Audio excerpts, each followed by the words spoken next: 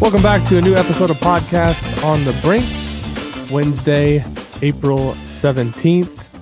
It's been a busy couple of weeks for Indiana basketball, even though there's been no games on the court. The transfer portal target lists started to come into focus in the last couple of weeks, and over the weekend, Indiana lands its first transfer portal commitment, picking up Myles Rice from Washington State, and more recently on Tuesday in the afternoon, Oumar Ballo, one of the top transfer portal prospects from Arizona. Indiana fans probably familiar with him from the game a couple seasons ago where Indiana lost to Arizona and Las Vegas. Ballo commits to the Hoosiers yesterday. So Indiana off to a really good start with the transfer portal. Still, obviously, a ways to go to fill out the roster. But to help me break down those commitments, talk a little bit about both players, and obviously just look at the whole situation at large, Ryan Corazza of Inside the Hall is back on Podcast on the Brink. How you doing this morning, Ryan? I'm good. Portal season keeps rolling along, and it's been interesting so far for the Hoosiers. Yeah, so I want to just go back to, a couple months ago at this time, late February, things were kind of looking a little bit doom and gloom for Indiana. Questions about Mike Woodson's job security. Liam McNeely decommits. Indiana couldn't seem to win a game there for a while, and obviously they turned things around late in the season by winning some games to get themselves back into a decent position in terms of the Big Ten standings, and then they go and ultimately lose pretty convincingly there in the Big Ten tournament to Nebraska to close out the season, and a lot of questions as the offseason began. But Ryan, are you surprised that, about 2 months from where things stood about 2 months ago, that I don't want to say that things have been turned around completely, because there's obviously still a long way to go, but a lot more optimism at this point right now surrounding IU basketball than there was a couple of months ago? I think, to be honest, and we've been chatting every day about all this stuff, but I'm not surprised, and I'm not surprised because I think there's kind of there's parallel tracks here. The one was the season a disappointment? I think by any stretch of the imagination was there some consternation between sort of Woodson's, whether he was holding himself accountable, and the true fans comment, and there was sort of some acrimony between the fan base and Woodson, and I think things at a certain point were a little toxic out there, and all that is true. But I think conversely, when you step back and you look at his tenure so far, I think he has done a pretty good job of recruiting and getting some good talent in. I think whether or not, some people were like, well, this kid, who are they going to land? Some guys may leave, the McNeely thing kind of rolled into all that. But I also knew they have apparently these great NIL coffers. I think that's, we can get into all the talk about how that's all going now, and it's sort of being the Wild West, but it is the game, and Indiana has great chips to play with that. I think you bring in the fan base, the history, the tradition, and so to me, when I looked at did I think they were going to land as of right now was the number one guy in the portal? I think when we talked, I was more in terms of some of these dynamic guards like this Myles Rice or Carlisle that's coming up this weekend. When we talked, I was like, well, maybe they'll get that type of player, but from a lower level, right? And he might be a little undersized, but these guys have kind of come up a rung and been able to play. So maybe the surprise that I have is just that they've been able to get a higher level guy so far in that regard, and one in a Rice that has a few seasons left. So I don't know.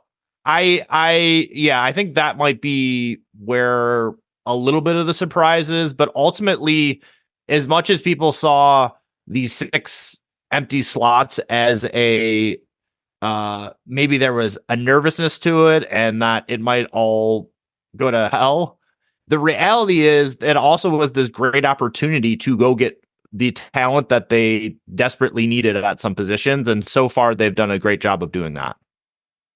Yeah, just a side note here. I mean, the one thing that has been talked about for years now in college sports is just like the Big Ten and the SEC, how they've kind of separated themselves as conferences. And you look at the two players that Indiana's picked up so far from the transfer portal coming over from Pac 12 schools, which the Pac 12 is no more as of next year. So Indiana kind of using its resources. Obviously, there's strong NIL resources, not completely as a result of being in the Big Ten, but preying, on a conference a little bit here that's going under, not going to be no more, and being able to grab some guys from that level, it kind of shows a little bit of the benefit of being in one of those stronger conferences and how that can be impactful moving forward. Ballo obviously being from Arizona and Myles from Washington State, and then the third guy that a lot of people are talking about now is Carlisle, who will visit this weekend. He's obviously from Stanford, another guy. So that it'd be pretty interesting, if their first three transfer portal commitments are from Pac-12 players, and that conference obviously going away as of next season. But Ryan, I want to talk a little bit just about, in general, the overall look of the roster at this point. Obviously, there's 4 spots left to fill, and we were chatting a little bit about this before I hit record. There's not a lot of guys like with last season's roster. There was a ton of guys with clear question marks coming into the season. CJ Gunn was a guy who was unproven, but was expected to take a leap forward. Caleb Banks kind of fell in that same category. There were others where you looked at and said, well, there's an injury concern, Xavier Johnson or Ja'Kai Newton. But you look at what they have right now with the 9 players, they've got a pretty strong nucleus of guys who probably all expect to play and seem to have few question marks just in terms of their ability and potential to make an impact. I would, if you're kind of making a pecking order of the 9 right now, I would probably put Anthony Leal and Gabe Cupps, 2 guys that played a relatively heavy amount of minutes last season, near the bottom of that list. So it kind of speaks to me of just kind of what, obviously losing Khalil Ware is a big deal in terms of the talent that he had and the impact. But beyond that, Xavier Johnson was in and out of the lineup all season. You lose Anthony Walker, Peyton Sparks, CJ Gunn, and Caleb Banks. Those guys really didn't make a ton of contributions. So I think the first thing that stands out to me is just the overall strength of the roster. We talked a lot about last season about Indiana having talent, but even more so looking at this group of 9 that they've assembled so far, it seems like they're in a much better position in terms of a core as we move into the offseason and get ready for summer workouts. Yeah, I think the difference between now and 365 days ago was when they were getting some portal acquisitions, is that you had what you assumed was Johnson locked in. Obviously, the season with the injuries, just it didn't go to form, I think. And Galloway was also in the fold, and I think they sort of, I wouldn't say they rolled the dice, but they had what you would say is their starters or their high enough level talent to sort of roll the ball out with last season. And things just didn't quite work out. And I think this time around, there's more an emphasis to actually, for the backcourt, go out and get those starters, go out and get those players. And frankly, I know there's a lot of discussion about not enough shooting on the roster last year and the last several years and under Archie Miller, and that's true. But really, Indiana also has been missing multiple dynamic players, 3-level scorers, guys that can actually get to the basket and score at the basket. And that can really open things up for an offense as well. And to me, that is of more value to a roster and to this program than getting to start, I would say. Having a knockdown shooters are definitely important, but if you have a guy shooting 42% from 3, but you have to create those looks for him, and maybe he doesn't defend as well, and maybe he can't really do much else than shoot, I think that's of less value right now than getting guys that can get downhill. Because really, I mean, when they had Jalen Hitchafino, and I know Woodson spoke to this at I think it was Big Ten Media Day last year, that 52% of the plays they ran last year are with 2 seasons ago with Jalen Hood-Schifino and that offense. It was like 52% was pick and roll. So like they're not just always throwing it into the post if they have a guy that can actually create out of that guard spot.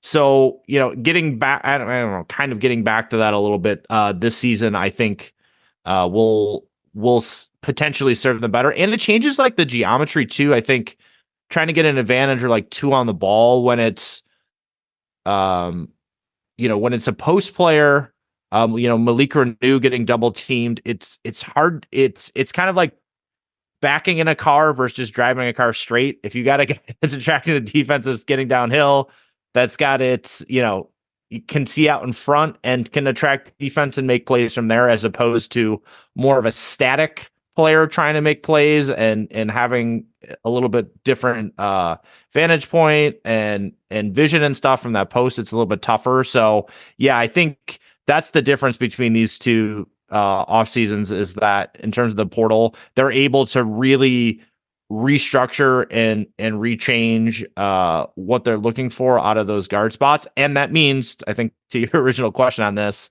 that guys that got a lot of minutes last year, like a Gabe Cupps, might be definitely more of a true backup and might be like third in line, as opposed to starting games, which he was doing last season. Yeah, a lot of talk so far just about Myles Rice and some of his numbers. Obviously, he was a first team All Pac-12 player. The Pac-12 does their postseason honors a little bit differently. I think they have a 10-man all conference team. So either way, first or second team equivalent for if you're looking at how the Big Ten does it. He's the Pac-12 freshman of the year. But there's been some people ask just about his shooting percentages from the perimeter, and I know there was a lengthy slump that he had within the season that kind of hurt his overall numbers. But I'm just curious, you just mentioned this a little bit, but just how impactful can it be for Indiana next season to go from the duo of Xavier Johnson being in and out of the lineup with injuries, and Gabe Cupps, who's, I wrote his player wrap up earlier this week on Inside the Hall, and just kind of looking at his numbers from a statistic standpoint, this did not contribute much at all. Going from that to a player like Myles Rice, who is highly productive and clearly, as you kind of mentioned, ability to score from all 3 levels. He can shoot the 3 a little bit. He can definitely play in the mid range. He can get to the rim. He can play distributor. To me, that's the potential to be a complete game changer for Indiana next season. Do you agree with that? I do, and I think it's interesting to think of a few situations last year where, dependent on matchups, Indiana had that out of Galloway. I know, again, he was sort of thrust into this role, but when you think about, he was able to do it against Kansas, but really I think about that Ohio State game on the road where they were down like 18, and due to the matchups, he was able to be a great facilitator and pick and roll player in that game, and really kind of single-handedly got him back in the game. And I think about, I think it was our last offensive possession or right at the end of the game when Anthony Leal hit that corner 3 to win the game for them, essentially. Well, what was that play, right? They ran a high ball screen for Galloway. He attracted the defense. He had a shooter on the strong side, and he threw it to him, and he scored, right? So what it just gives you more optionality, and I think Myles Rice is going to do that for them. And I think right now he projects as a pretty good defender as well, which is another piece that when we think about Xavier Johnson, right, like the head of the snake, and that was really impactful for Indiana when he had it going as well. And just also, I think with Johnson, and for whatever reason, maybe not last year as much, although he did have some opportunities, but whenever he got into the paint or got to the basket, he was kind of always looking to draw a foul. He would kind of throw up some wild shots. There was never like just the ease and a strength and I'm here, I'm just going to put the ball in the hole. And I think Rice, from what I've seen, is pretty good at, once he's there, being a pretty efficient scorer. So I think that will be a value as well, because just when you think about Indiana's offense last year, I mean, Cupps really had no. I could maybe count on one hand the amount of times that he got off the perimeter all the way. One of them, I think, was against. I'm forgetting now, but somebody went at him, and then the next play, Cupps was able to go score on the guy. Maybe he had a couple other ones, but that was really not part of his game. Johnson, again, struggled last year, was in and out of the lineup, was inefficient when he was in there. And that's, again, why Galloway was, in large part, their only guy that could really do that. And as we know, he was miscast. So you're going from players, if they're able to land Carlisle as well, having two guys that can do that. And last year you had only one guy, and really it was matchup dependent. And it's not, although, to Trey's credit, maybe I'm selling him a little bit short, because I mean, some of his assist numbers in some of those games, double-digit assists and the assist rate, and some of the stuff like going back to like Isaiah Thomas. So you got to tip your cap to Galloway. But can you imagine now him being the third or fourth creator on this team and maybe coming off the bench? I think that's where people slot him, and I think he would really thrive in that role in a way that would be beneficial to this team. Yeah, I mean, just looking at some of the numbers, Myles Rice last year, 22.7% assist rate. Xavier Johnson, 19.2. Gabe Cupps all the way down at 9.2. And then you kind of look at the 2-point field goal percentage. Myles Rice, much higher usage. I mean, he took 302 twos and he shot 51%. That's pretty good for a 6'3" guard. Xavier Johnson, 44% on twos. Gabe Cupps, 36.7. And then you also throw in the defensive piece where, Myles Rice was technically a freshman last year in college, but it was actually his third year. He's going to be an older guy.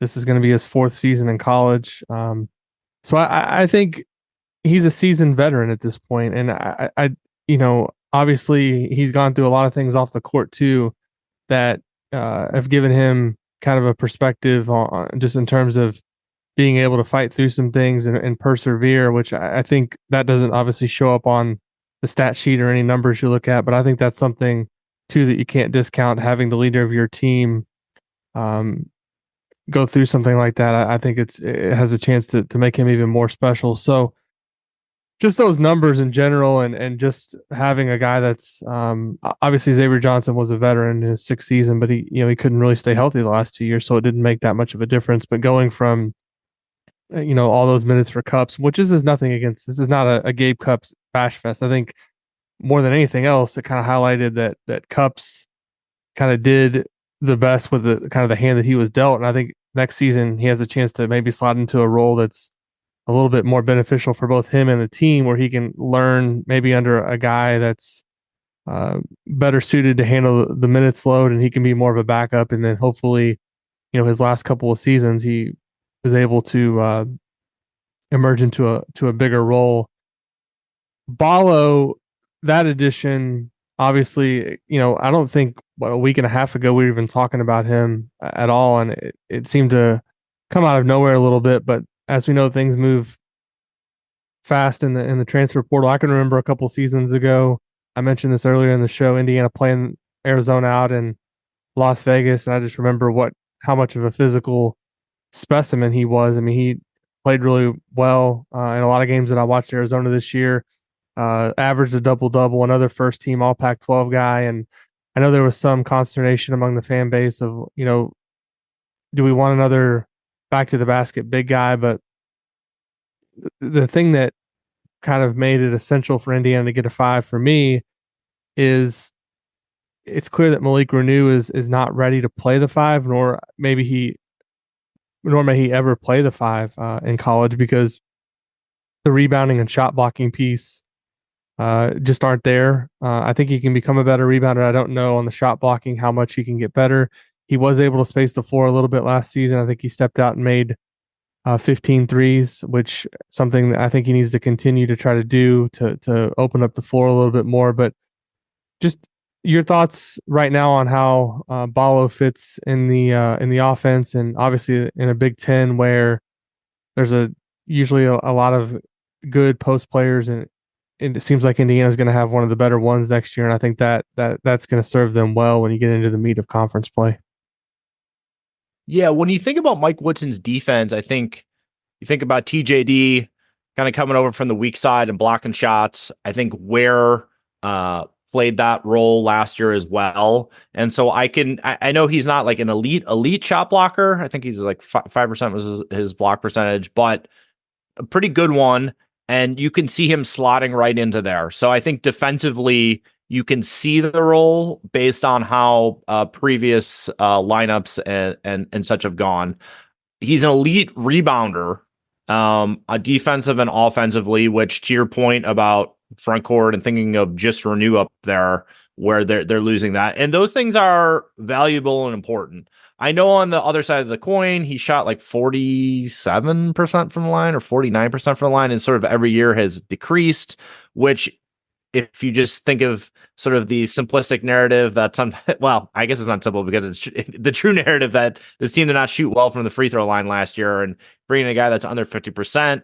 So there is that. I know we've talked about this and you had mentioned yesterday to listen to the Assembly Call emergency pod where he's more, just kind of seeing him play, he's a little bit more nimble and active than you would maybe be originally like led to believe. So I do think, and he's in the 90th percentile, and maybe what I think Jared was saying, like 1.3 points per possession out of the pick and roll. So you can see scenarios where I'm sure there are going to be games that Indiana gets a little bit bogged down and there's two bigs playing and everyone's throwing their hands up and here we go again.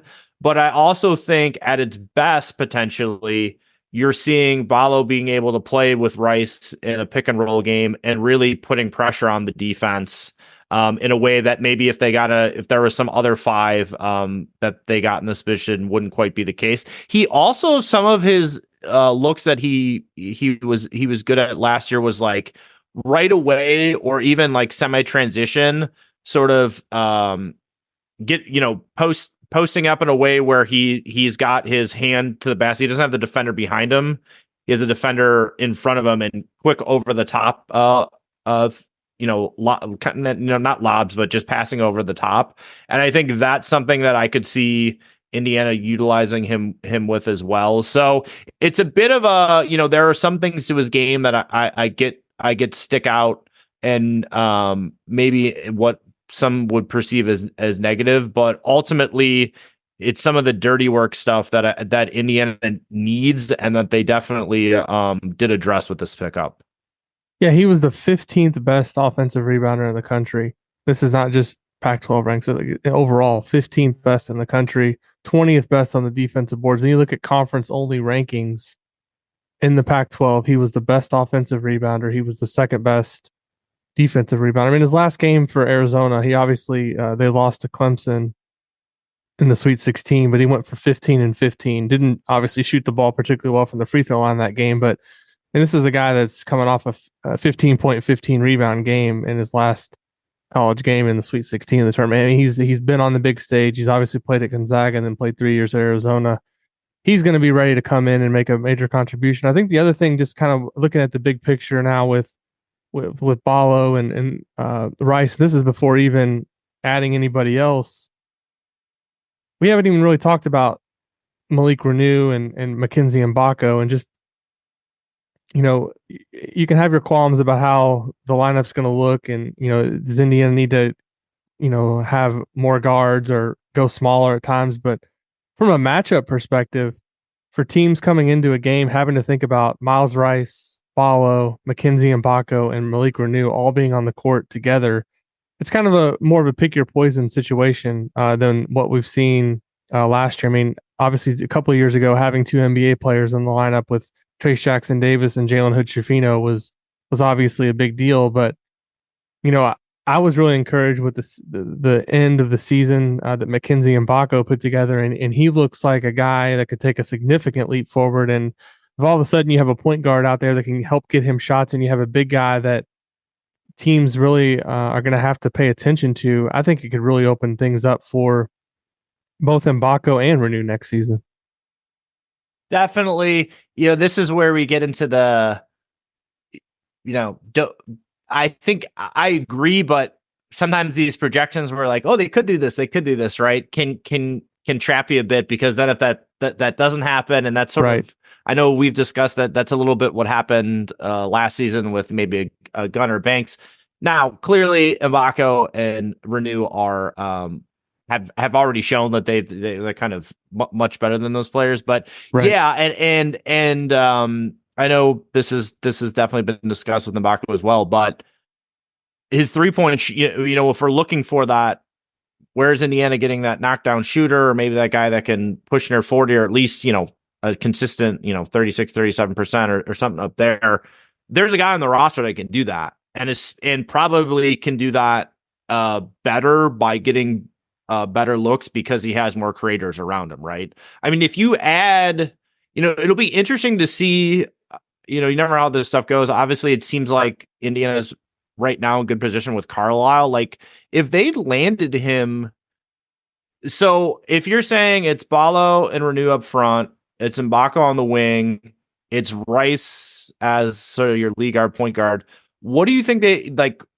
Would they start Carlisle as well, and then all of a sudden there's two ball handlers and more dynamic players to go along with Renew, Ballo, and Mbako? Is that what you see maybe happening, or what do you see at that last spot? Or if they get a shooter, is he going there? Or I mean, it's a good problem to have, because all of a sudden you're talking about Trey Galloway, who had the ball in his hands for a good portion of the season when Xavier Johnson was out, and had a ton of big games, and proved himself as when he had the ball in his hands, he was one of the better distributors in all of the Big Ten. If you're talking about him coming off the bench as your sixth or seventh man, I think that's a pretty good problem to have. You know, I don't know for sure what, you know, I would think it's a pretty good bet that Rice and Mbako, Renew, and Ballo would be 4 of the 5 starters. After that, I think it could be just depending on how the pieces fit together. I mean, I don't know what mindset Carlisle would be coming in with. You know, is he happy being a 6th man? Does he want to start? I think Galloway is probably just going to do whatever is best for the team, and it seems like, you know, he wants to. I don't think he would be a guy that would have any issue coming off the bench. I mean, that was really his role early on in his career in Bloomington. But it's a good problem to have a guy that's going into his 5th year potentially, in Trey Galloway, coming off the bench as a potential 6th man super sub type of thing. And the other thing you got to remember, there's going to be some opportunity. You know, we talked a lot. A lot of fans are talking about, well, they're going to have this big lineup, and you know, there's not going to be chances for small ball. I mean, Ballo, I think, averages somewhere in the neighborhood of 25 minutes a game. So there's going to be opportunities for Indiana to do some different things. It's not like he's going to come out and play the same number of minutes or as a Trace Jackson Davis did, or even a Khalil Ware, where Khalil Ware, a lot of those games down the stretch last year, he was barely coming out of the game. That's not going to be the case with Ballo. So they're going to have to, are they going to have the opportunity to have some lineups where maybe you do see Malik Renew at the 5 at times, and you see Mbako at the 4, and then you go with the 3 guards, or maybe add another shooter to the mix, or a guy that can help space the floor. So there's going to be opportunities to mix and match lineups, and how that looks going forward, I think is to be determined. I think at this point it's like, just try to get the best players you can, and the best fits for what you're trying to do, and then move forward and figure out the lineup stuff later. That's, you know, obviously roster construction has been a point of contention under Mike Woodson, and I think a lot of fans, kind of rightfully so, have some concerns about that. But I think we're going to learn more, just a little more about what the rest of this team is going to look like by what happens with let's assume Carlisle's coming, because that's kind of what the projections are at this point. There's 3 spots after that. I think we're going to learn more with how they fill those final 3 spots, because that's going to tell us, you know, are they prioritizing shooters? Do they want to get another big man?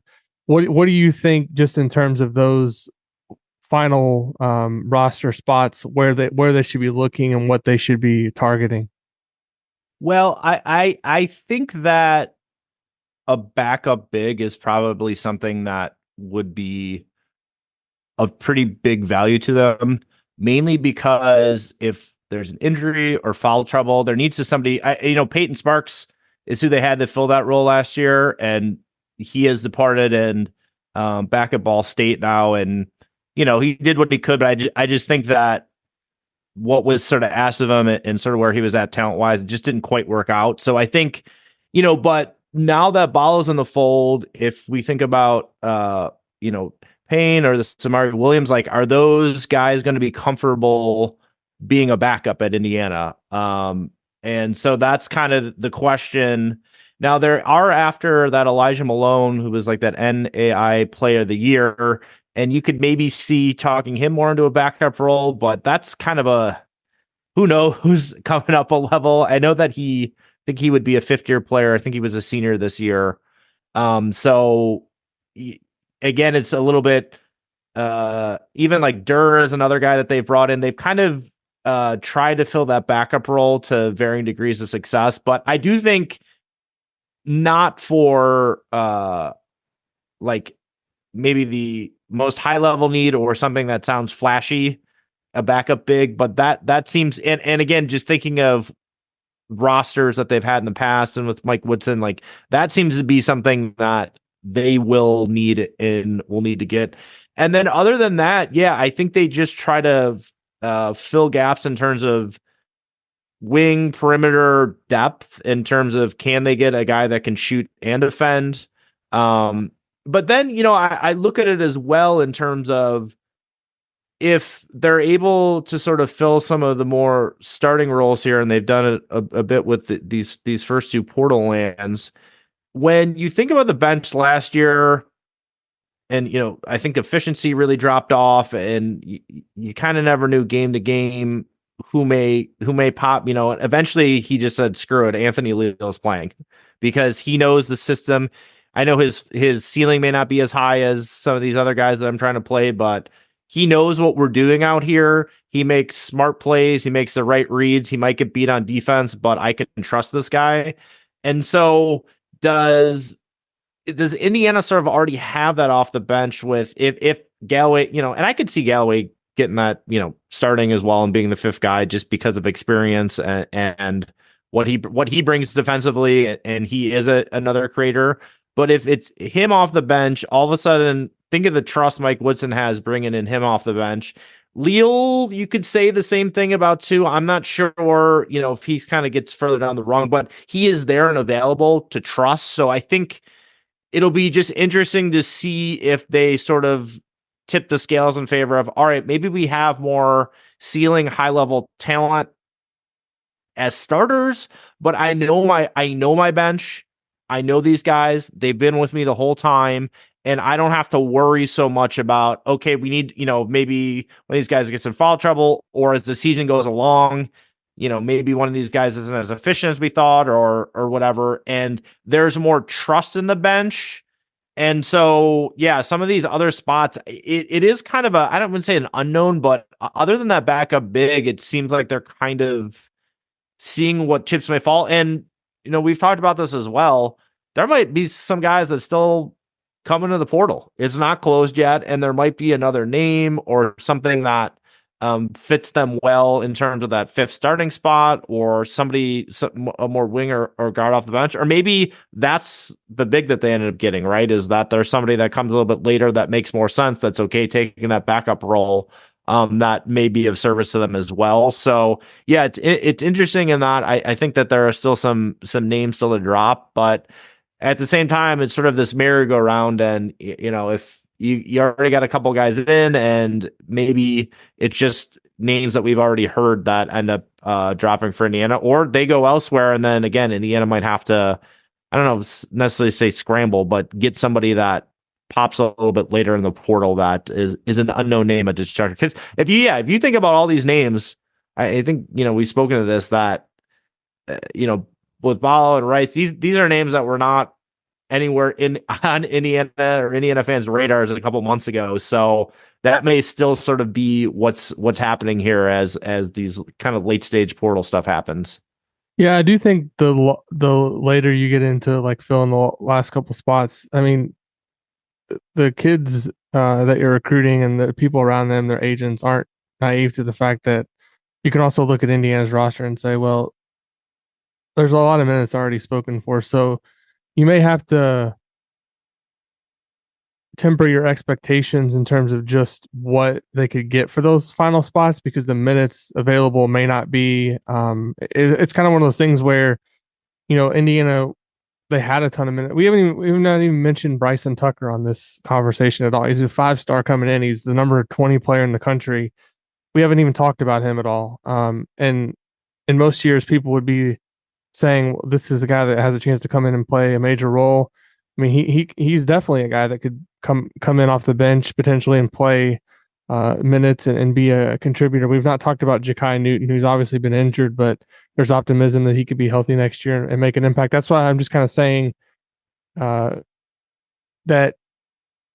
what they're able to get out of these final few spots may not be up to what people's expectations are, just in terms of, I don't think you should be looking at the top ranked guys in the portal to fill out these spots if you've already got a pretty good idea who's starting, I guess would be my main point there. Ryan, last thing before we wrap up, just with the transfer portal in general, do you think, and this is, I don't want to open up a big can of worms here and get into a long discussion, but in general, do you think this has been a positive overall for the sport of college basketball to have this period now where you've got this player movement? Obviously, it's been determined now by the NCAA that guys are going to be able to transfer, and then you had the kind of the court ruling where they're not going to be able to stop the multiple transfer thing. So for right now, these are the rules. But just in terms of interest in the sport, I mentioned on last week's show with Dylan Burkhart, I didn't particularly like all of the discussion of the transfer portal the week leading into the NCAA tournament, but I'm not sure exactly how you change that or make it different with kind of the timetable that you're working with, wanting to give guys an opportunity to move around and look at their new situations and find the right fit. But do you think overall this has been a positive just for the sport, or do you fall more in the camp of this is something that some people on social media are kind of trying to give the narrative that it's made the thing out of control and it's kind of a free for all? I'm just kind of curious where you kind of sit with this, because obviously you're a bit of a traditionalist, been following college basketball for a long time, and we're used to the way, like all of us were, the things used to be, and but it's completely different now than it was a couple of years ago. Yeah, it can depend where you sit in the ecosystem of the sport. Yeah. As you said, I know some coaches and definitely if you're like part of the program, I'm sure. And look, I know from our perspective as well. I mean, I'm not kind of day to day creating the content as much as you are, but it's a lot to keep up with from a media perspective too. So I think some of that, what the coaches feel, I think the media is kind of right there as well. But if we define positive, and I mean, especially in this day and age, like there are so many different ways to fill your attention as a human being in this attention economy these days, right? I think one thing that I learned years ago with all the NBA free agency stuff is that is sometimes of more interest to fans of where players are going and the big three, and going back to sort of the decision in the LeBron days. That piques fans' interest a lot, and this is the college basketball version of it. So in terms of keeping a discussion going, having interest, it is 100% a positive. I don't see any way around that. And, extends the season a bit. And I even think from, even if it's difficult for coaching staffs and such, which I totally get, think about this Indiana offseason if the portal didn't exist. Where would they be? You'd have to build all this out of unproven freshmen. And so and again, this goes back to the very beginning of the podcast when we talked about, sort of the opportunity that was in front of Indiana, even though people are like, well, who are they going to get? No one wants to, whatever, all this stuff people were saying. And most of it I get because people are emotional, whatever, and sort of prisoners of the moment, recency bias and all that. And, there's some narratives that things weren't going well, but you can see this is the flip of it, is that you're able, especially where Indiana sits now, and we'll see as things progress here, if there's eventually more regulation around this, and there's like a salary cap and there's specific amounts of money every team, who knows where this is going to go. But for right now, as it's in this in-between period where Indiana seems very well positioned monetarily.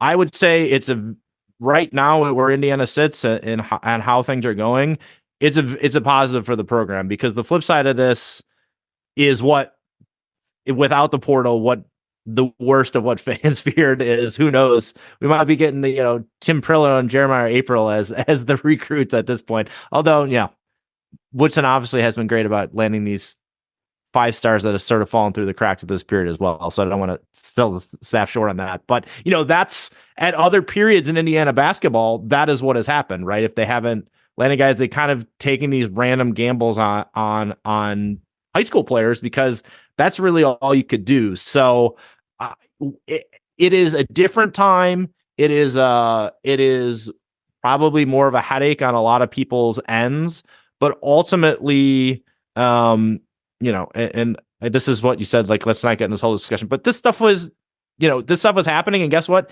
Indiana, at least traditionally, has been known as a program that, maybe wasn't doing as much of the stuff and paying people under the table. So now that it is above board and Indiana is able to use all of its resources to actually pay guys, and it's like a legit thing you can do now, they're in good position to do that as well. So I think overall, it is a positive, and we'll see how it keeps going. Yeah, I've got a close friend. I'm not going to name him on the show, but who I think is best described as someone who casually follows the team during the season. But once the portal opened and Indiana started going after guys, has literally been texting me, and I don't mind because it's somebody that's a good friend of mine and I like talking basketball with him, has literally texted me probably every day to ask me what I think is going on with the portal and who they're going. And I said to him at one point, did you even watch the team this season? He said, not very much. I just love the portal stuff. So I think that there's a lot of people, and we can even see it in like the traffic numbers on Inside the Hall and the engagement that we're getting on social media. There's a lot of people that, for whatever reason, either just checked out on the season last year or didn't make it a priority to watch the team. And now that the portal is going and Indiana's kind of getting these guys and they're excited, it's because I think it's something new and people and the program is building towards something that people get engaged. So I just thought that was an interesting side note that there's people out there who are just kind of really getting excited about the portal and the potential that it brings. But Ryan, always good to catch up with you. I know it'd been a little bit more than about a month and a half since you'd been on the show. So always good to have you back on. As for the transfer portal stuff, we'll continue to have everything covered over on Inside the Hall and obviously here on Podcast on the Brink as Indiana looks to fill out the roster for the 2024-25 season. If you enjoy Podcast on the Brink, please leave us a rating or a review over on Apple Podcasts. Leave us a rating on Spotify. I noticed the last couple weeks that more of you have done that, so really appreciate it. If a couple people just do it every week, that'd be really helpful to help more people find the show and help us. If somebody search for an IU basketball podcast, any of those platforms, the more ratings, the more positive reviews, the better chance you show up near the top of the list. So we appreciate your support over there, and we'll be back soon with another episode of Podcast on the Brink.